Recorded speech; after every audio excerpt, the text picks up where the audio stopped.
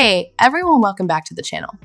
Today we are talking about most highly anticipated game. Banishers Ghosts of New Eden is an upcoming action role-playing game developed by Don't Nod and published by Focus Entertainment.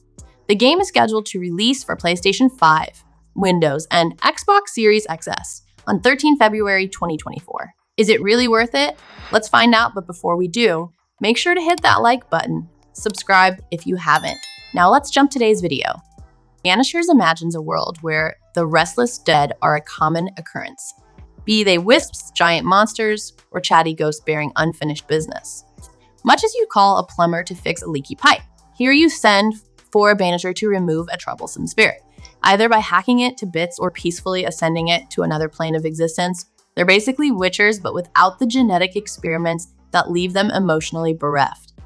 Although Don't Nod is most well known for the Life is Strange series of character-driven adventure games, the developer has sometimes broken away from that dialogue and puzzle-driven model. Harmony the Fall of Reverie's impressive visual novel inspiration is one such example, while Vampyre's horror-tinged action RPG remains one of the best vampire games you can play.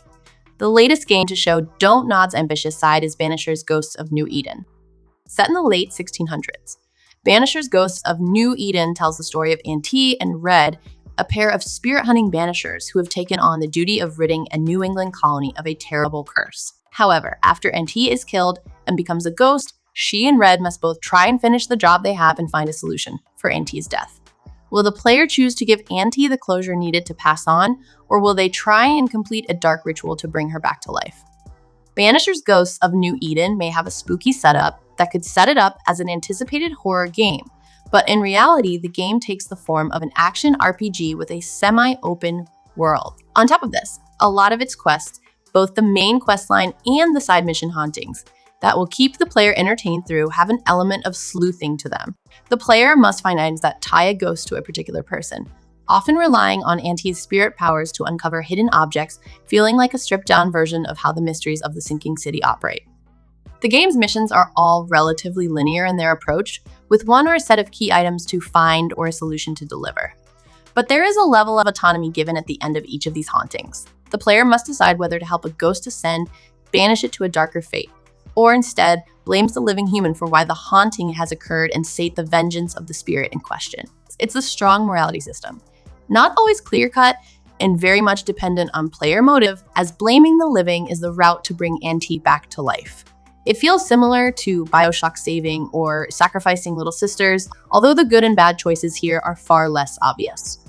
Reaching these points is the usual action RPG fare of combat, puzzles, and leveling up to gain new skills for both Auntie and Red. All of these elements are pretty perfunctory, bar some excellent boss battles, not providing anything special, but doing the job well to get the player to the most interesting elements that Banishers Ghosts of New Eden provides.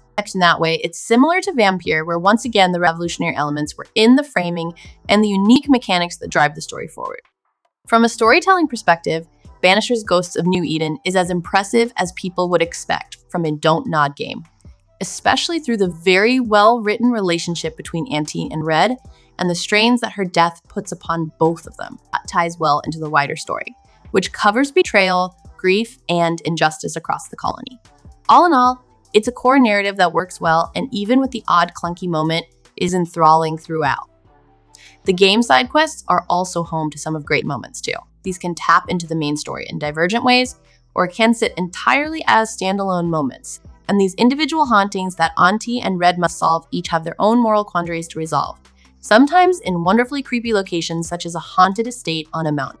They aren't all successful, and some can feel a little drawn out as the player hops to different parts of the map, but overall, they're enjoyable to solve.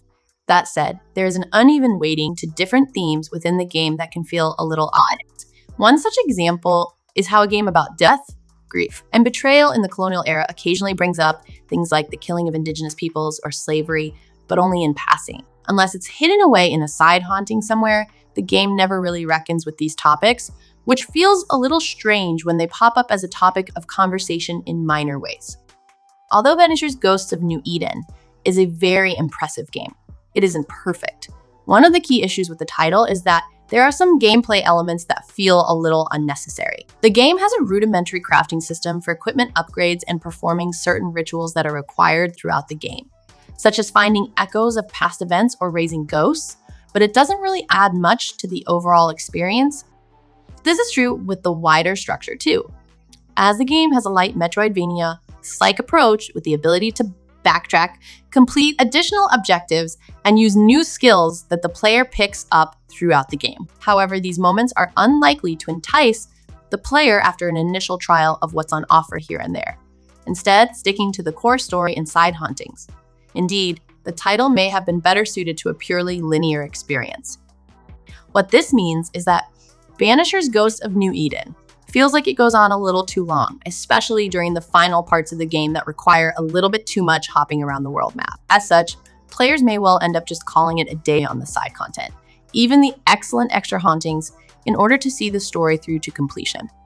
Overall, Banishers Ghosts of New Eden is an interesting and innovative action RPG, with a few flaws here and there that stop it from being perfect. Its emotionally strong core story will keep players pushing to the end, while its key moral mechanic does have enough complexity to make players think about their decisions. It may have its clunky moments, but it's nonetheless something beefy for players to sink their teeth into.